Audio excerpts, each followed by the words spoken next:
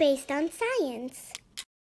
So this is the summary video for the 18-minute Grading for Growth and Grading for Equity video. And I understand as teachers, sometimes we don't have 18 minutes to watch a video. And so I want to make sure that this information gets shared with as many people as possible, which is why I'm recording the summary video.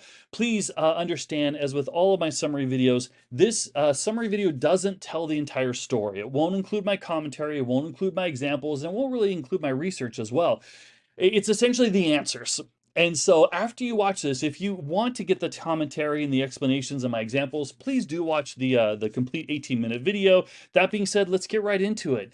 So grading for growth and grading for equity is a philosophy, a grading philosophy that can be applied to any grading methodology or methods or grading structure that you currently use.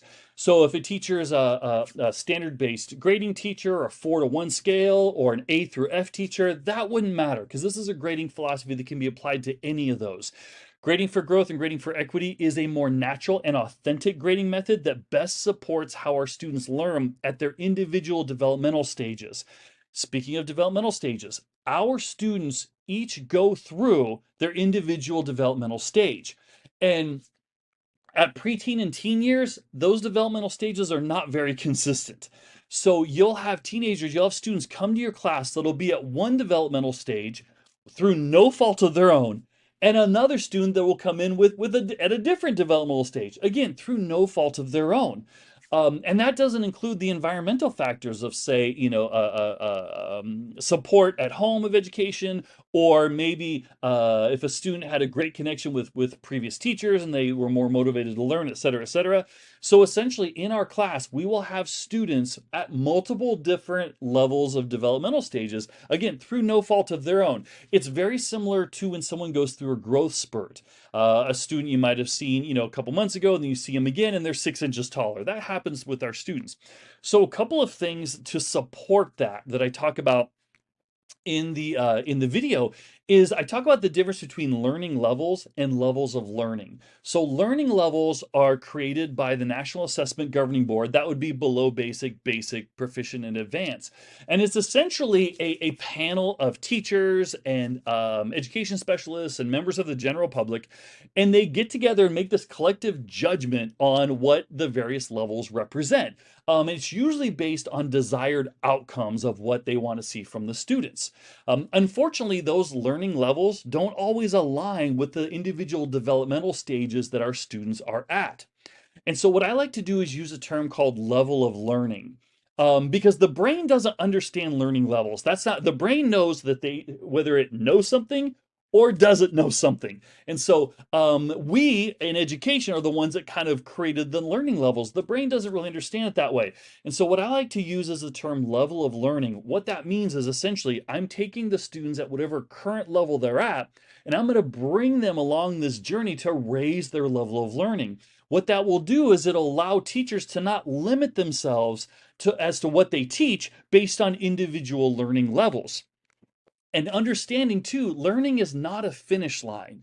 It's not like you teach something, the students learn it, and then they're done. Not at all. We're taking the students where they're at, bringing them where we want them to be, no matter what learning level they're at, making sure that we make the instruction accessible to those students so we can raise their level of learning.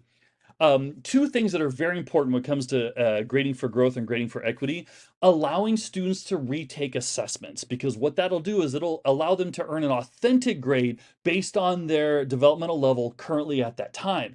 So if I'm a math teacher and I give a Unit 1 test, and a student at that time just wasn't grasping what I was saying and maybe doesn't do well on the test, but 6 weeks later, through learning development, a student gets it and oh my gosh, I finally understand what the teacher was saying during Unit 1. Can I please retake that test? The teacher should allow that student to retake the test, because now the student can demonstrate the mastery. And that's what we want as teachers, right? We want to make our students smarter, and we want them to demonstrate what they've learned. So by allowing them to now demonstrate what they've learned, it allows them to earn a more authentic grade based on their developmental level at the time. It'd be the same as allowing a student to rewrite an essay. Now, a couple months later, they're like, I finally get what you mean about explanation and analysis. And so allowing them to rewrite it allows them to demonstrate their mastery at that time. That reflects their current developmental level. Also, allowing students to turn in late work is so very important because we don't know. Sometimes our students are going through things at the time where they place that a little more important than, say, the classwork that we're doing, or they're not understanding something and just not turning it in. By allowing them to, when they finally go, oh my gosh, I get it, allowing them to turn in that late work allows it to support their developmental growth. As teachers, sometimes we say, I'm trying to teach them responsibility. The 14-year-old brain won't look at it that way. It'll look at it like we're an obstacle in their learning success. So allowing students to turn in late work is very important. What Grading for Growth and Grading for Equity does as well is allows you as a teacher to justify, accurately and authentically justify your grading practices to your students, to your parents, to your administrators as well. So when implementing Grading for Growth and Grading for Equity, it does assess a person, a student at their current developmental learning stage, which allows for a more authentic grade, and it supports the students on a continuous learning journey, keeps them motivated. Thanks for watching, and please, if you want the complete information, explanation, and examples, please watch the longer video. Thanks again.